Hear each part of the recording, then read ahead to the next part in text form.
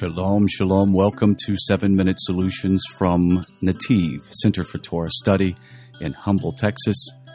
We're delighted that you download this podcast each week. If you would like to go to the website, you can find us at www.netiv.net. Are you a complainer?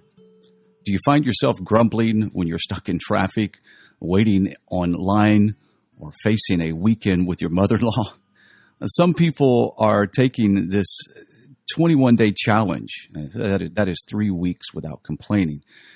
They wear this purple rubber bracelet on their wrist, and each time a complaint is voiced, they switch from one wrist to the other. The point is to try to go without changing wrist for 3 weeks and create a complaint-free world, as the words on the bracelet spells out. If you have the habit of complaining or live with a complainer, you know how draining this behavior can be. Nothing is ever good enough. Every experience has a negative aura. Going to a restaurant. The service was terrible. Holiday family dinner. It's a headache with too much noise. Moving to a new home. Wow, what a schlep. The whining eats away at our happiness, bringing negative thinking and pessimism. It's no wonder this behavior can impact our marriages, relationships, parenting, and careers. Complainers are never satisfied and content or happy. When a person is embittered, everything is seen in a negative light. Here are some basic tools on how to overcome negativity and stop the complaining. First, nurture your desire to change. The urge to change is called ratzon in Hebrew. It is the foundation for growth.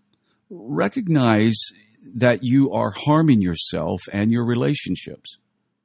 Feel the consequences and envision a life void of complaining. Tap into your desire. It's not enough to wish.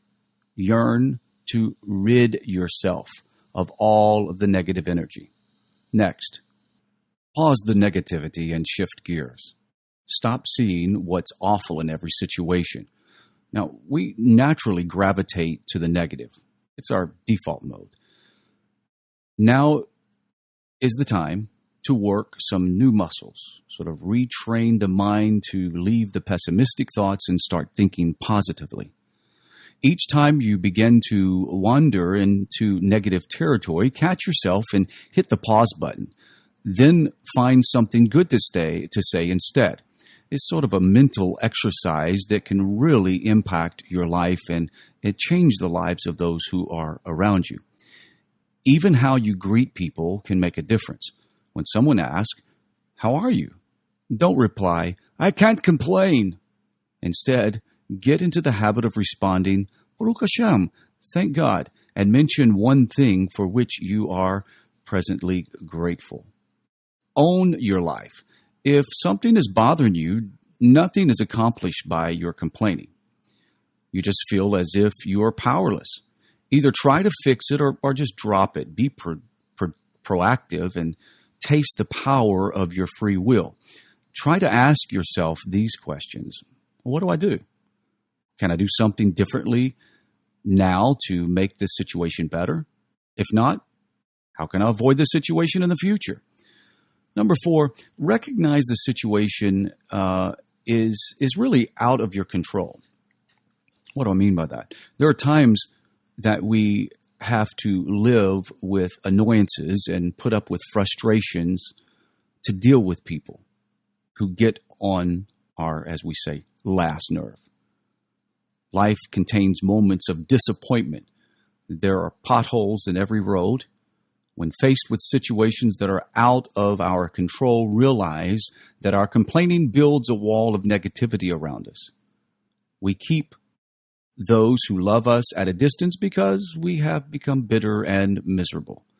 Sometimes we don't have the power to change the situation, but how we react is up to us.